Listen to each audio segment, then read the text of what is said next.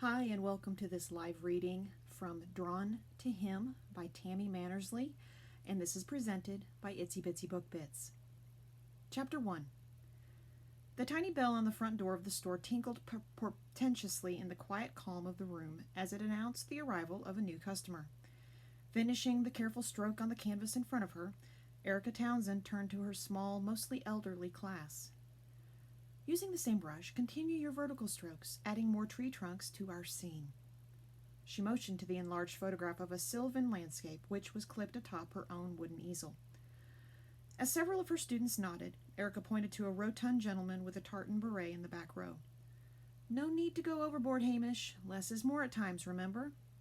He touched the tip of his hat in salute while the others continued in their work. Beside him, a ginger-haired woman wearing a blotchy smock pointed her paintbrush in Erica's direction. "I'll keep an eye on him for you, sweetheart." "Thanks, Jocelyn." Winking at the older woman, Erica climbed to her feet and rounded the wall of open shelves separating her store, Unique Art Boutique, into two individual spaces. Leaving the classroom behind, she entered the gallery and purchasable art supplies part of the shop. It still gave her a warm feeling, seeing her dream fulfilled. She had wanted to establish a place where her passion for art, creating it, teaching it, displaying it, could be enjoyed and shared by all. Then 5 years ago, needing to escape Brisbane after her mother's passing and another failed relationship, she'd come to the idyllic little town of Montville in the Sunshine Coast hinterland in Queensland, and done just that. Erica smoothed her hands over her white apron, now mottled with different hues of dried paint, hoping to remove the residue of green goop on her fingers before it ended up on her denim shorts or gray tank top. She didn't have many clothes left which weren't in some way stained by her profession. Approaching her customer from behind, taking in the baby pink dress draped over the feminine figure, Erica smiled. "Can I help you?" "Yes." The young woman turned, her familiar emerald eyes brightening. Her delicate features and light blonde pixie cut made her look even younger than her 20-something years. "I need a canvas and some acrylics." Moving behind the counter to the rack of small paint tubes against the wall, Erica gestured to her wares. "What size were you after? I have the acrylics in 2 ounces all the way up to 64. Her hand waved toward the shelving on her left. "And the canvases come in square, rectangular, our smallest being the 4x4 inch. I think the biggest I have left in store is a 36 by 48, but I can always order in larger or even smaller, if you prefer." "Do you have the biggest canvas nearby? I'd like to check it over first, see if it's big enough." Erica nodded. "In the storeroom out the back." She looked closely at the young woman, noting a familiarity. "You work down the road, don't you? At Forest Organics, the fresh produce store? It's Lauren, isn't it?" The blonde woman grinned. "Yes, Lauren Perry. We've crossed paths a couple of times. You used to come into the store all the time a few years back." "Yeah, when I first came to town, I started on a fitness kick. I was only buying organic, eating fruit and veggies, trying to keep up with the local health fanatics. It didn't last long, though. I couldn't live without pizza and chocolate or wine. Out of everything from back then, yoga is the only thing I've stuck to." Lauren's eyes lit up. "Did you know we have organic chocolate and wine in store? Even organic, non-alcoholic wine." "Trying to save me from the dark side, are you?" Erica chuckled. As she shrugged, Lauren's smile remained sweet and kind. With another laugh, Erica motioned for Lauren to wait. "I'll be back in a moment with the canvas." She headed for an open doorway to her right, flicking on a light switch inside the narrow room as she entered.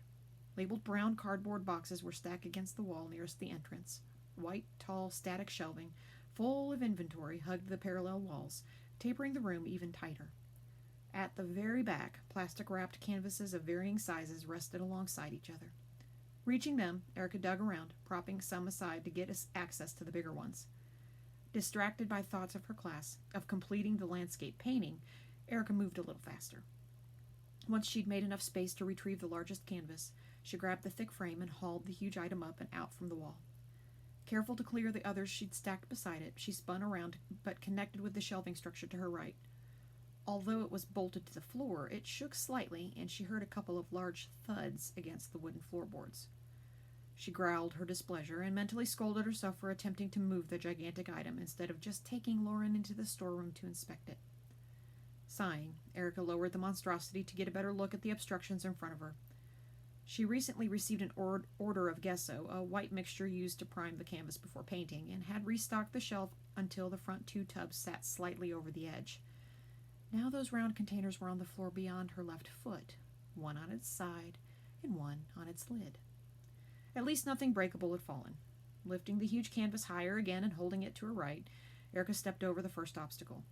When she lifted her left foot over the second, the sound of footsteps entering the room had her gaze drifting upward. Lauren let out a high-pitched squeak. "Are you okay?" Erica nodded as her foot came down and clipped the edge of the circular tub. The container rolled, taking her heel with it, and she raised the canvas in the air, struggling for balance. A garbled sound, part squeal, part yip, left her lips as she hit the floor hard on her right knee. Her bare skin skidded across the coarse wooden floorboards as her foot continued its ride. A split second passed, something Erica experienced in slow motion, and the tub popped free of her ankle before skittering across to the doorway. In her desperation for stability, she lowered the canvas and smacked herself in the face. When the ordeal was finally over, she was stretched across the floor, one leg in front, one behind, feeling sore, stupid, and sorry for herself, but so grateful her love of yoga had saved her from pulling a hamstring or breaking bone. "Oh my God!" Lauren ran over to her. "Did I do that?" Lowering the canvas to the floor, Erica rested it alongside the static shelves beside her. She brushed a loose lock of dark hair from her eyes before taking Lauren's outstretched hand. No. Erica shook her head, feeling everything ache as she stood. "Just me. My bad luck, really. I can be clumsy." The thudding of more footsteps drew her attention to the storeroom's entry as she released Lauren's hand and brushed her own on her apron. "What's happened?"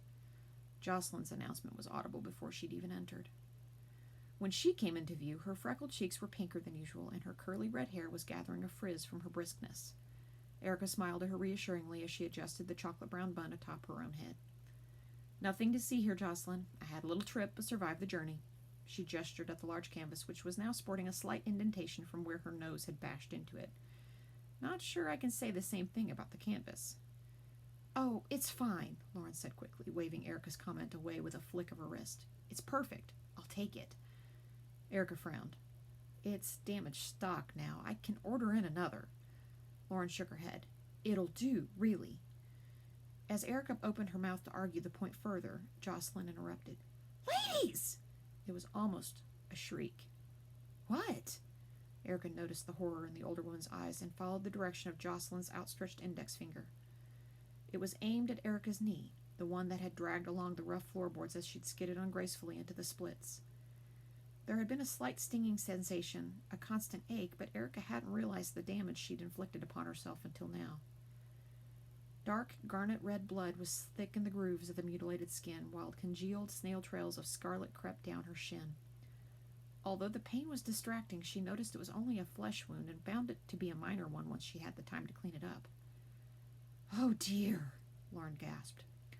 "I'll call an ambulance." The concern in Jocelyn's tone was enough to have both of the younger women looking up at her again. "No, Jocelyn!" Erica reached out in an effort to stop her, but the ginger-haired woman had already retreated inside the main room of the shop. Fighting back the urge to limp, Erica hurried after her. She found her at the display counter, the cordless phone to her ear. "Put the phone down." It was an order, said only with the slightest hint of menace. Just the thought of having to explain herself to a pair of highly skilled paramedics if Jocelyn was successful was enough to have dread sitting heavily in Erica's stomach. She could already imagine their looks of displeasure. "Yes, sir, it's just a skinned knee, sir. Yes, I understand what an emergency is. Yes, I know I'm taking your services away from someone who really needs your help. But you see, my friend here, she called you." "Jocelyn," she offered her another warning. "Don't use that tone with me, Erica." She lifted her own dark eyebrow challenge. "I am not going to the hospital over a scraped knee." Jocelyn's eyes narrowed. "You're such a stubborn young woman." Erica took that as a compliment, but then noticed the older woman's expression change, her gaze flickering across the shop as though concentrating on something only she was privy to. "Yes, we need an ambulance." Erica tried to snatch the phone away from Jocelyn's ear. "No, we don't." "What's going on in here?" A male voice interrupted the jostle of hands. Both of them glanced along the wall of open shelving, noticing the interest from those still seated in the classroom on the other side, before seeing Hamish striding over to them, his usually jolly countenance now full of concern. Erica looked back at Jocelyn, giving her an opportunity to explain, but as the milliseconds passed, the attractive older woman's gray-green eyes became even more defiant. Erica placed her hands on her hips. "Okay, what do you want?" Jocelyn grinned smugly and covered the mouthpiece. "You don't want an ambulance, don't want to go to the hospital? Fine, then you let me take you to the doctor. I know what you're like, Erica. You'll patch this up yourself and wait for it to get infected before you even consider going to see a professional." "I will not." Erica would have finished her retort had Jocelyn not removed her hand from the bottom of the phone and dared her to continue with that twinkle in her eye. "Fine," it was said through gritted teeth. "I'll go to the doctor. Now hang up and let them help someone who needs it." "Sorry," Jocelyn spoke into the mouthpiece. "False alarm." A button beeped as she ended the call. Placing the telephone back in its cradle, she turned to Erica. "All right, let's go." Erica raised her hand, stopping Jocelyn's forward momentum. "We're not going right now." Jocelyn frowned and reached again for the phone. Okay, we're going now." Erica looked over at Hamish, who was stroking his chin thoughtfully, then at Lauren, who had carried the gigantic canvas out of the storeroom without falling over like a klutz, and finally across to her dedicated class of elderly citizens who were trying so hard to appear as though their concentration had returned to their work. "What am I going to do about the shop?" Erica gestured toward the classroom. "The lesson?" "Hamish will take care of the store while we're gone. Won't you, Hamish?" Hamish was obviously startled by Jocelyn's announcement, but didn't argue with her. He nodded. "Whatever you need, Erica." She gave him an appreciative smile as Jocelyn continued. "He can serve this young lady," she waved a hand toward Lauren, "and we can reschedule our lesson for another time." Jocelyn peered through the open shelves at the people on the other side. "Isn't that right, everyone?" Unanimous nodding and a few muffled whispers seemed to be all Jocelyn needed in response. She grabbed Erica's hand and led her out from behind the counter. "I'm so sorry, guys." Erica's voice was a pitch higher than usual as she addressed those in the class. "I'll give you all a call later to see if there's another day this week that will suit everyone." Passing Lauren, Erica offered her a helpless look of apology before being dragged closer to Hamish. There, Jocelyn released her while she ducked into the classroom to retrieve her handbag. Once Jocelyn was behind him, Hamish's concerned expression flashed to humor. He tilted his head in the older woman's direction, and his eyes widened, then rolled. Erica stifled a hoot of laughter with a cough. "Hamish, could you please give Lauren a discount on the canvas when you ring it up?" She noticed Lauren raise a hand as if to dispute, but she refused to give her the opportunity. "Don't let her talk you out of it. The canvas is damaged and she deserves it, having put up with all of this." Erica motioned around the room to the canvas, her knee, and then pointed a thumb at Jocelyn, who had re-entered behind Hamish. "Oi," the older woman quipped. "You should be thanking me. I'm just looking out for you, missy." There were a few playful thank yous from the other room, which swiftly became giggles. "Come on, my girl." Jocelyn snatched up her hand. "Let's go tackle your fear of doctors."